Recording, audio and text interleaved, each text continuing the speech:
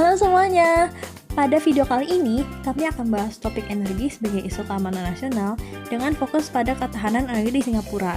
Sebagai negara dengan keterbatasan sumber daya alam dan ketergantungan tinggi terhadap impor energi, Singapura memandang energi tidak hanya sebagai kebutuhan ekonomi, tetapi juga sebagai bagian penting dari keamanan nasional, seperti dinamika global, fluktuasi harga energi, ketegangan geopolitik, serta tantangan perubahan iklim, yang semakin menegaskan pentingnya ketahanan energi dalam menjaga stabilitas negara.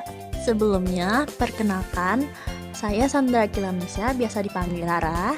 Perkenalkan, saya Rizky Regina Nasution. Perkenalkan, saya Zilzian Ezra Novari. Nah baik, langsung saja kita mulai pembahasan pertama mengenai energi sebagai isu keamanan nasional. Ketahanan energi atau energi resilient merupakan kemampuan suatu negara untuk memastikan pasokan energi tetap tersedia, stabil, terjangkau, dan berkelanjutan. Meskipun mengalami kegangguan dari pasar global, konflik geopolitik, maupun dampak perubahan iklim, dalam konteks global saat ini, energi tidak lagi hanya dipandang sebagai komoditas ekonomi, melainkan sebagai bagian dari isu keamanan nasional dan stabilitas politik. Terjadinya krisis energi di Eropa pasca konflik Rusia-Ukraina, fluktuasi harga LNG global, serta meningkatkan tuntutan transisi energi, menunjukkan bahwa sistem energi dunia berada dalam kondisi yang semakin rapuh. LNG sendiri adalah liquefied natural gas atau gas alami yang dicairkan. Nah, bagi Singapura ini, isu ketahanan energi memiliki tingkat urgensi yang jauh lebih tinggi dibandingkan banyak negara lain. Sehingga Singapura adalah negara kota dengan ekonomi yang maju, pusat perdagangan dan keuangan global, tetapi tidak memiliki sumber daya energi alam sama sekali. Tidak ada minyak, gas, atau batu bara yang dapat diproduksi secara domestik. Hampir seluruh kebutuhan energi nasionalnya dipenuhi melalui impor. Kondisi ini menjadikan Singapura sangat rentan terhadap gangguan eksternal, sehingga kebijakan energi tidak hanya berfokus sebagai kebijakan ekonomi, tapi juga sebagai strategi bertahan hidup negara. Selanjutnya ada tabel bauran energi listrik Singapura pada 2025. Bisa kita lihat mengapa gas alam dominan? Karena gas alam adalah sumber utama listrik Singapura. Hal ini karena negara tersebut minim sumber energi domestik dan mengandalkan impor dari gas. Lalu yang kedua ada solar PV atau energi surya yang merupakan satu-satunya energi terbarukan yang berkembang secara signifikan, tetapi produksi domestik masih rendah karena keterbatasan lahan. Lalu yang ketiga ada biomasa yang penting untuk diversifikasi sumber listrik. Yang terakhir adanya kemungkinan impor energi bersih melalui rute LTMS atau Laos, Thailand, Malaysia, dan Singapura. Singapura sendiri memiliki target untuk mengimpor sekitar 6 gigawatt kapasitas low carbon electricity melalui jaringan energi regional pada 2035 yang diperkirakan akan menyediakan 30% dari kebutuhan listrik saat itu. Jadi struktur ini menunjukkan 2 poin utama. Yang pertama, Singapura memiliki emisi karbon relatif rendah karena tidak lagi bergantung pada batu bara dan minyak. Lalu yang kedua, ketergantungan besar pada gas menciptakan risiko sistemik karena gangguan pasar global akan langsung mempengaruhi seluruh sistem energi nasional. Selanjutnya ada asal impor energi dan dimensi geopolitik. Singapura mengimpor gas alam dari berbagai sumber untuk mengurangi ketergantungannya pada satu negara. LNG diimpor dari Australia, Qatar, Amerika Serikat, serta negara lain di pasar global. Sementara gas pipa diperoleh dari Malaysia dan Indonesia saja. Diversifikasi ini merupakan strategi penting untuk mengurangi resiko pasukan tunggal. Namun meskipun sumbernya beragam, Singapura tetap sepenuhnya bergantung pada pasar internasional. Ketergantungan ini juga menjadikan negara Singapura sangat sensitif terhadap dinamika geopolitik global. Konflik Rusia-Ukraina pada 2022 menunjukkan bagaimana gangguan di satu kawasan dapat memicu adanya lonjakan harga gas dan LNG secara global. Walaupun Singapura tidak mengimpor gas dari Rusia, kenaikan harga pasar dunia tetap berdampak langsung pada biaya listrik domestik. Selain itu, jalur pelayaran strategis seperti Selat Malaka dan Laut Cina Selatan menjadi faktor resiko tersendiri. Gangguan pada jalur ini, baik akibat konflik, pembajakan, maupun bencana alam berpotensi mengganggu pasokan energi nasional. Selanjutnya ada konsumsi energi tinggi versus produksi domestik nol. Sebagai negara dengan tingkat industrialisasi dan urbanisasi yang sangat tinggi, konsumsi energi Singapura termasuk yang tertinggi di Asia Tenggara jika dihitung per kapitanya.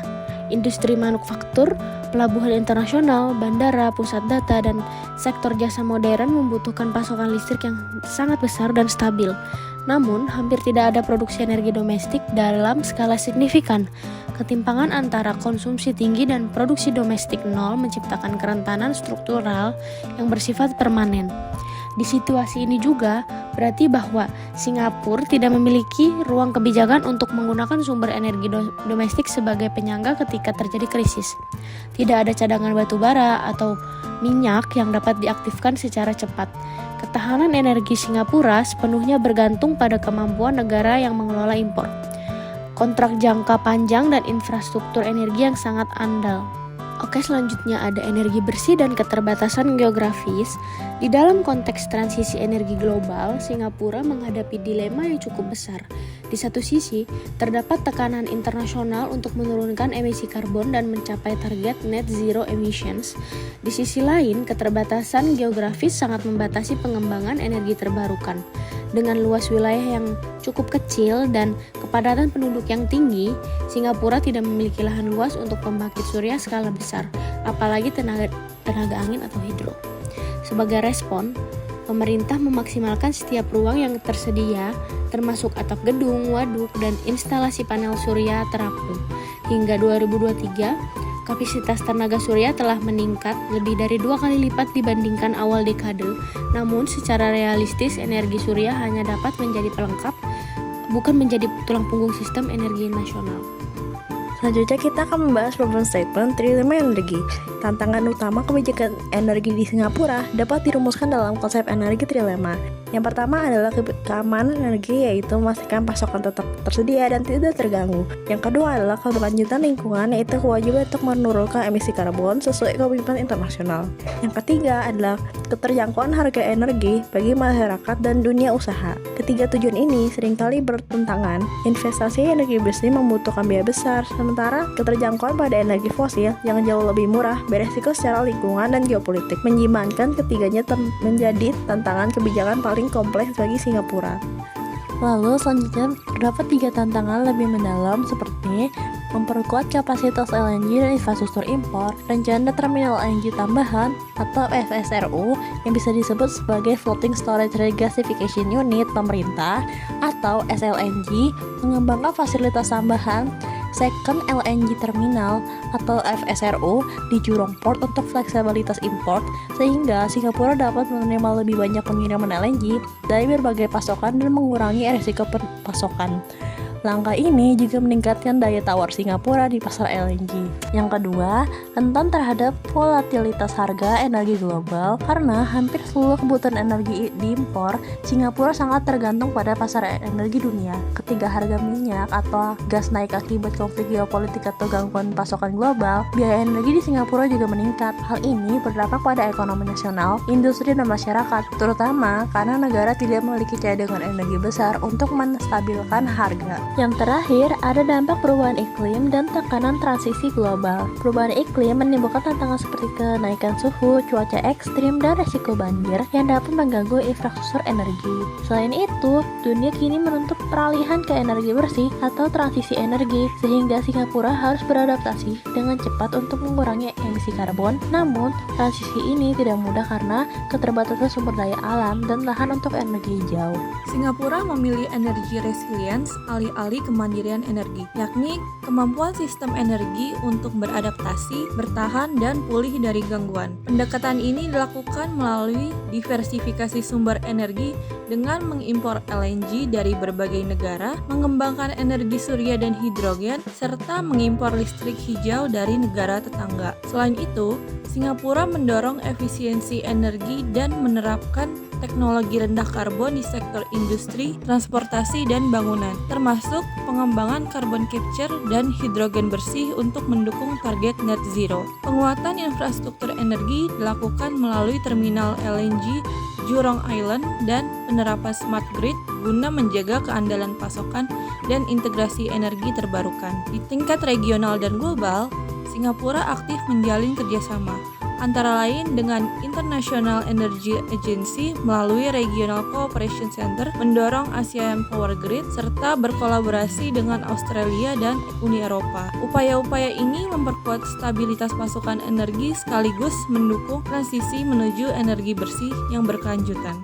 Nah, dampak kebijakan ketahanan energi Singapura dapat dilihat dari kendala sistem listrik nasional yang sangat tinggi. Rata-rata gangguan listrik hanya sekitar 0,26 menit dengan frekuensi 0,006 kali per pelanggan per tahun, hingga menempatkan Singapura sebagai salah satu negara dengan sistem kelistrikan paling andal di dunia. Untuk menjaga stabilitas pasokan listrik, pemerintah Singapura berinvestasi dalam pembangunan energi storage system atau ISS yang berperan penting saat terjadi gangguan pada sistem jaringan utama. Sebagai penutup, studi kasus Singapura menunjukkan bahwa ketahanan energi merupakan elemen paling penting dalam menjaga keamanan nasional melalui kebijakan terencana serta pemanfaatan teknologi energi.